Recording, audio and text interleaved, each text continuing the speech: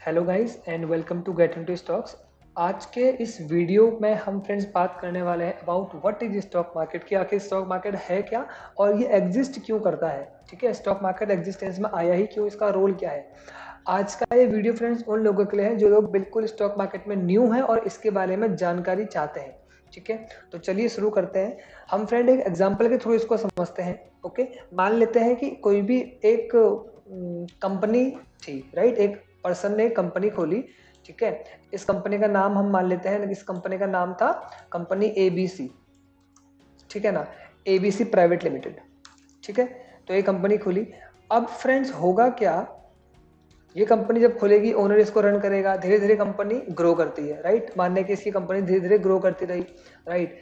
Slowly slowly grow करती रही, 1 साल हुआ, 2 साल हुआ, 3 साल हुआ, धीरे धीरे ग्रो करती रही।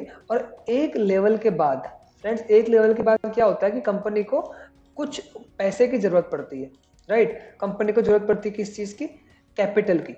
ओके, तो इस कंपनी को जरूरत पड़ी कैपिटल की अपने को ग्रो करने के लिए, राइट। ग्रो करने के लिए कैपिटल की जरूरत पड़ी। तो फ्रेंड कैपिटल लेने के तरीके क्या क्या होते हैं, देखो।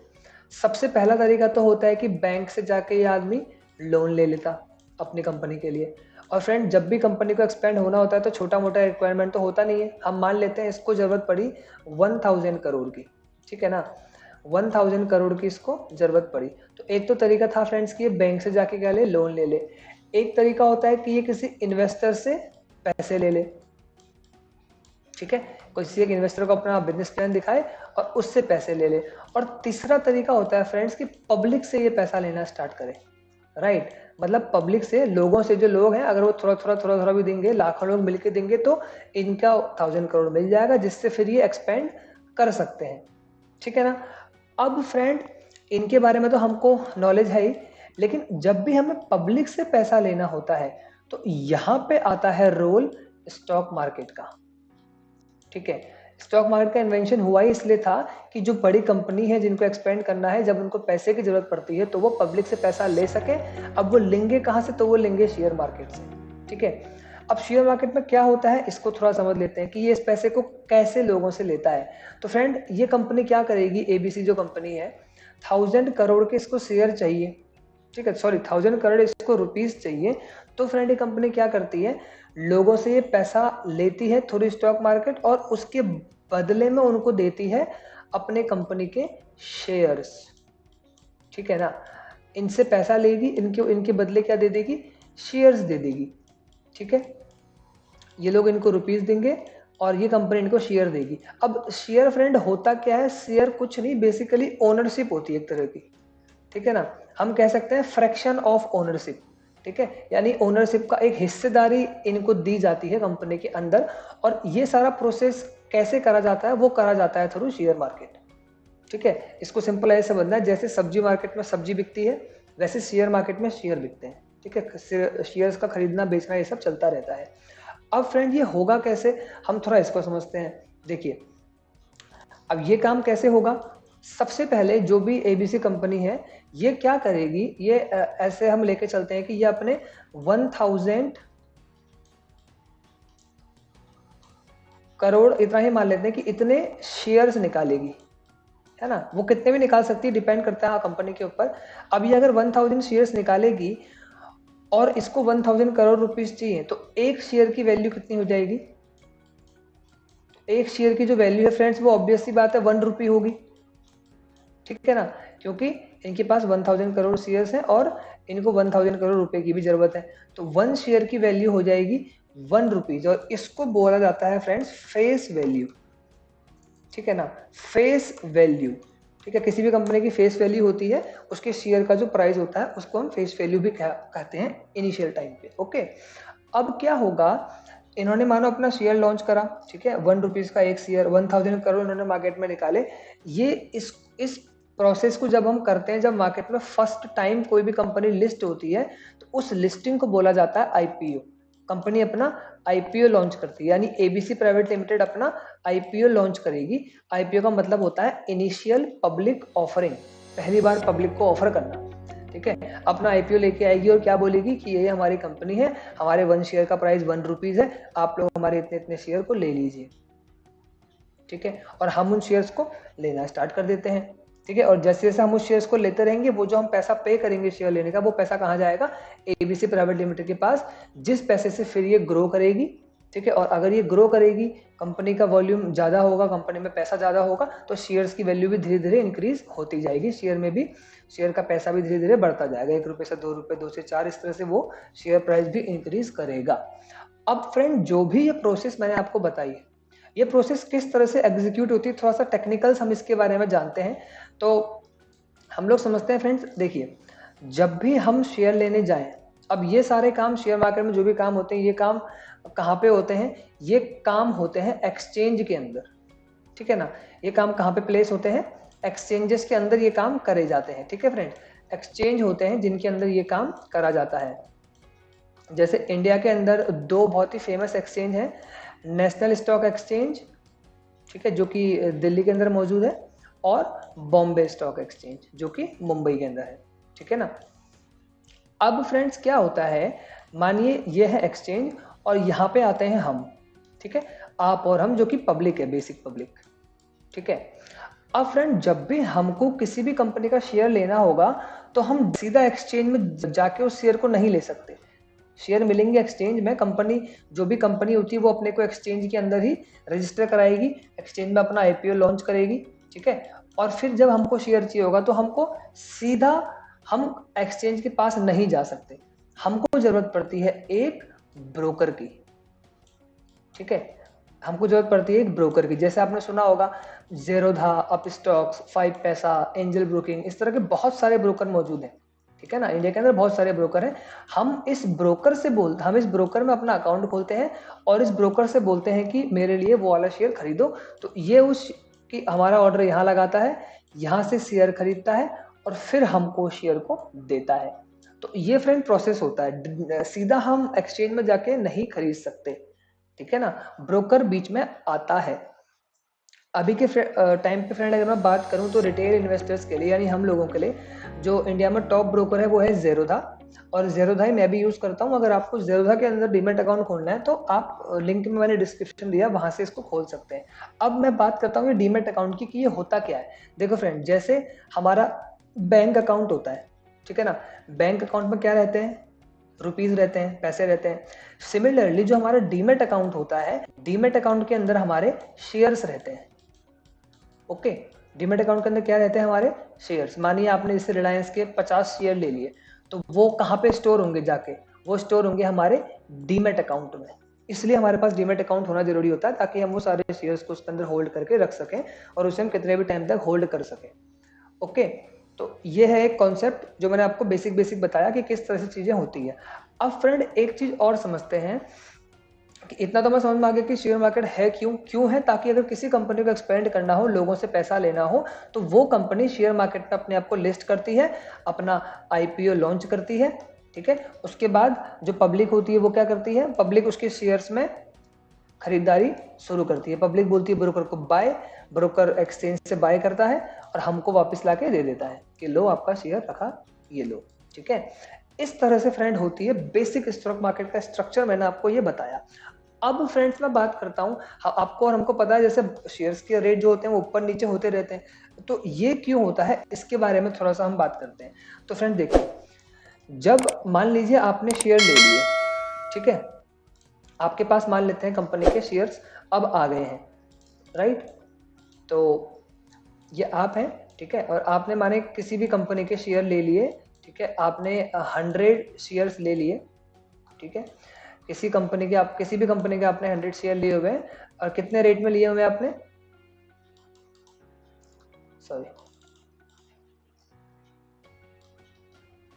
100 शेयर्स आपने ले लिए, ठीक है, और आपने मान लेते हैं इसको लिया है अराउंड ₹1000 का एक शेयर आपने लिया, ठीक है, 1000 पर शेयर आपने लिए और आपका टोटल 100 शेयर है।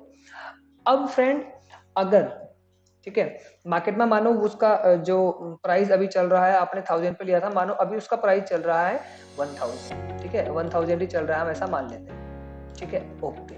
अब फ्रेंड्स अगर मानो कि आज कोई न्यूज़ आती है कि उस कंपनी में कोई भी नुकसान हो गया, राइट, या उस कंपनी को कोई लॉस हुआ है, उसके ऊपर कोई केस फाइल हो गया है, जो भी है, तो क्या होगा, ये एक खराब न्यूज़ है। तो खराब न्यूज़ में कई बार क्या होगा कि जिन भी लोगों के पास शेयर होंगे, ये क्या बोलेंगे, ये इसको बेचने के लिए रेडी हो जाएंगे, ये इसको बेचेंगे क्योंकि इनको लगेगा शायद कंपनी खराब हो, राइट। एग्जाम्पल दे रहा हूँ, हो सकता है कुछ केस हो जाए या कुछ डैमेज हो जाए या कोई प्रॉब्लम हो जाए, तो जो भी आपके जैसे बहुत सारे लोगों ने और भी शेयर को लिया होगा, तो ये लोग इसको क्या करेंगे, बेचना स्टार्ट करेंगे।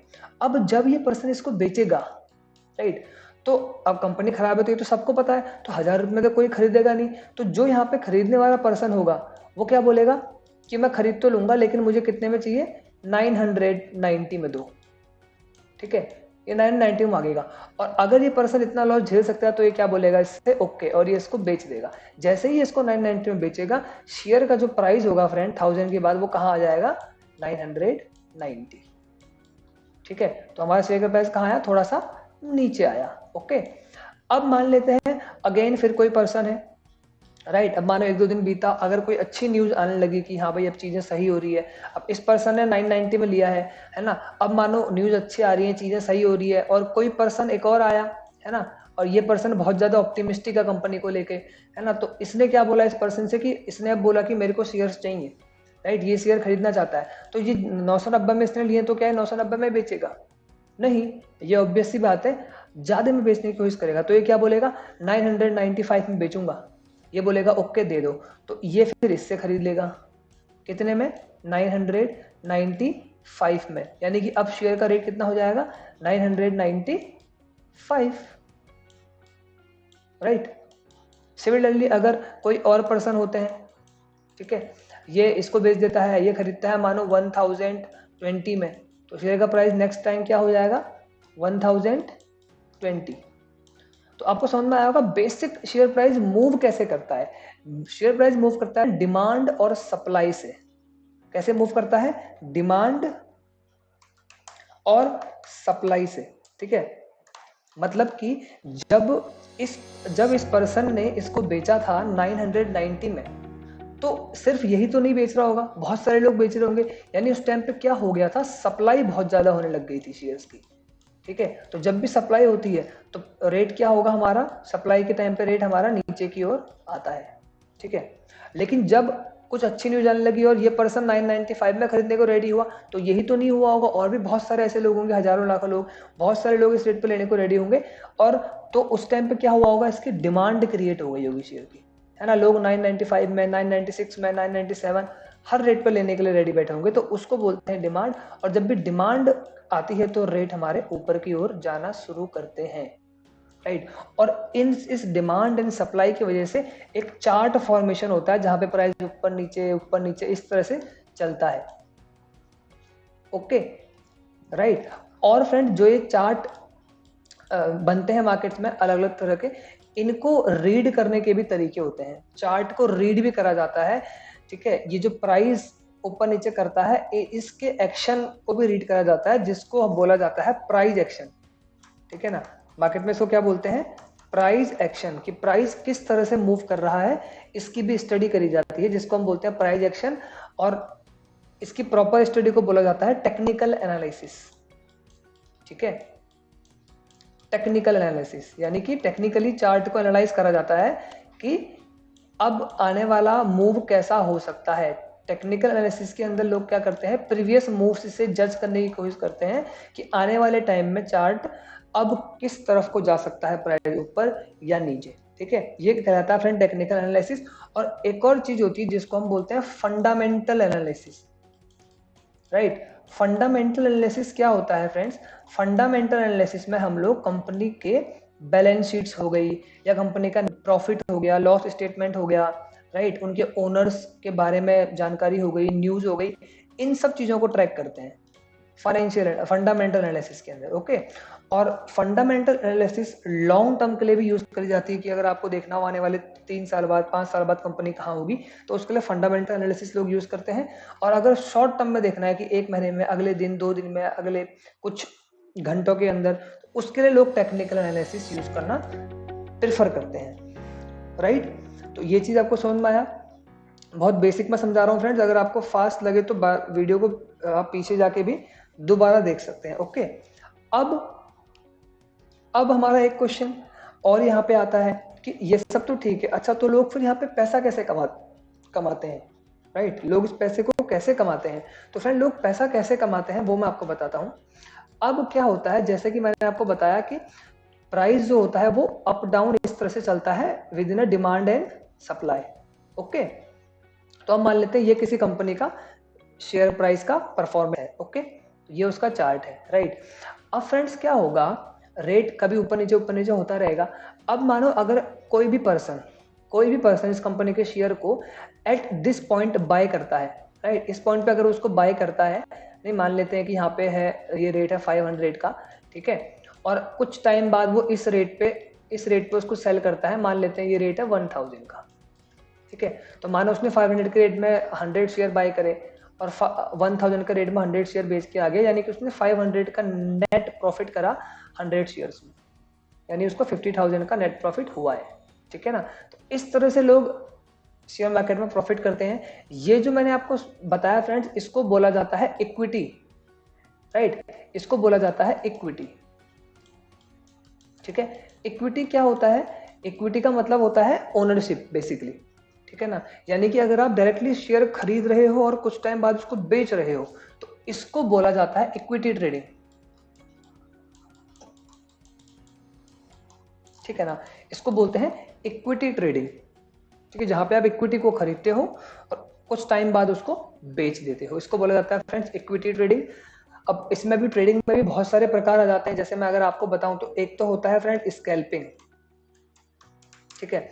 स्कैल्पिंग में क्या होता है, कुछ मिनट्स के लिए आप उस ट्रेड के अंदर रहते हो, ठीक है ना, सिर्फ कुछ मिनट्स के लिए आप उस ट्रेड को करते हो, जिसको हम कहते हैं स्कैल्पिंग, ठीक है। स्कैल्पिंग में कुछ मिनट तक आप उस ट्रेड के अंदर रहते हो। दूसरा जो होता है फ्रेंड, वो क्या होता है, वो होता है इंट्राडे, ठीक है। आपने सुना होगा बहुत सारे लोग इंट्राडे ट्रेड करते हैं। तो इंट्राडे का मतलब क्या होता है, जो हमारी स्टॉक मार्केट है फ्रेंड, में मॉर्निंग में ओपन होती है 9 AM, ठीक है, और क्लोज होती है 3:30 PM, राइट? तो फ्रेंड, इस 9 से लेकर 3:30 के बीच में जो पर्सन ट्रेड करे, मतलब मॉर्निंग में वो ट्रेड करे और इवनिंग को निकाल दे, या इसी के बीच में वो शेयर बाय भी कर ले और इसी के बीच में सेल करके अपना प्रॉफिट या लॉस जो भी है वो भी कर ले, तो इसको बोला जाता है intraday trade. With in a day इसको करा जाता है, एक ही दिन के अंदर इसको लिया जाता है और बेच लिया जाता है, ठीक है। थर्ड होता है फ्रेंड, जिसको हम बोलते हैं स्विंग ट्रेडिंग, ठीक है। स्विंग ट्रेडिंग में क्या होता है, कुछ दिनों तक या कुछ हफ्तों तक या फिर कुछ महीनों तक भी आप इस ट्रेड को रख सकते हैं। यानी कि मान लीजिए आपने कोई स्टॉक आज 500 का खरीदा, आने वाले 3 महीने बाद आपने उसको 600 का बेचा है, राइट? तो इसको बोला जाता है स्विंग ट्रेडिंग, जहां पे आप एक लॉन्ग टाइम फ्रेम के अंदर काम करते हैं। और फोर्थ टाइप का ट्रेडिंग जो होता है उसको हम बोलते हैं इन्वेस्टिंग,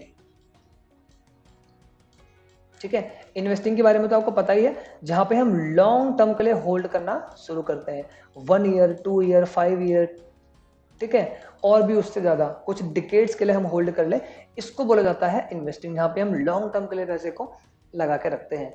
तो फ्रेंड, जो सेफेस्ट है वो है इन्वेस्टिंग। मैं आपको सिंपली बताऊं, अगर तो इन्वेस्ट करना, अगर हमको बिल्कुल भी नॉलेज नहीं है, कुछ भी समझ में नहीं आता है, तो हमको इन्वेस्टिंग करनी चाहिए, राइट? इन्वेस्टिंग कहाँ करनी चाहिए ये अलग टॉपिक है, हम किसी और वीडियो में फिर से सीखेंगे कि इन्वेस्टिंग कैसे कैसे हम कर सकते हैं, किन किन चीज़ों में कर सकते हैं, राइट? बट इन्वेस्टिंग अच्छा ऑप्शन होता है स्टॉक मार्केट में करने के लिए। स्विंग ट्रेडिंग भी ओके है, अगर आपको टेक्निकल एनालिसिस करना आता है ना, चार्ट रीडिंग करनी आती है, फंडामेंटल भी आप देख लेते हैं, तो swing trading is good for you, ठीक है। इंट्राडे जो है फ्रेंड्स, इसके लिए आपको हाई स्किल रिक्वायर होगी, ठीक है। इंट्राडे करना इतना कोई आसान नहीं है, स्विंग करना भी खैर आसान नहीं है, स्विंग के अंदर भी हमारी स्किल रिक्वायरमेंट काफ़ी हैवी होती है, ठीक है ना। तो हमें बेसिकली ऐसा नहीं कि वो नहीं कर सकते, बस आपको आना चाहिए, आपको सीखना पड़ेगा, एक्सपीरियंस लगेगा, हो सकता है आपको 1 साल लग जाए सीखने में चीज़ों को, राइट? फिर आप अपना एक्सपीरियंस लेंगे, उसके बाद आप अर्निंग करना स्टार्ट करेंगे। सिमिलरली फॉर स्कैल्पिंग, स्कैल्पिंग में भी हमको एक एक्सट्रीम हाई स्किल्स की जरूरत पड़ती है, और स्कैल्पिंग के अंदर तो ऑर्डर एग्जीक्यूशन भी हमको बहुत तेजी से करना आना चाहिए। ओके, तो ये फिर मैंने आपको कुछ बेसिक चीजें बताई और बेसिक टर्म समझाए हैं जो हम स्टॉक मार्केट के अंदर यूज करते हैं। आने वाली कुछ वीडियोस में फ्रेंड्स मैं आपको और बताऊंगा इक्विटी ट्रेडिंग के बारे में, हम और चीज़ें सीखेंगे, चार्ट रीडिंग के बारे में भी हम और चीज़ें सीखेंगे, और इन्वेस्टिंग के बारे में भी हम लोग बहुत सारी चीज़ें सीखेंगे। आज के लिए फ्रेंड इतना ही रखते हैं। अगर ये आपको वीडियो पसंद आए तो वीडियो को लाइक ज़रूर करें, चैनल को सब्सक्राइब जरूर करें, इससे मेरे को मोटिवेशन मिलेगा आगे और कुछ न्यू वीडियोस आपके लिए लाते रहने के लिए। So have a great day ahead. Thank you.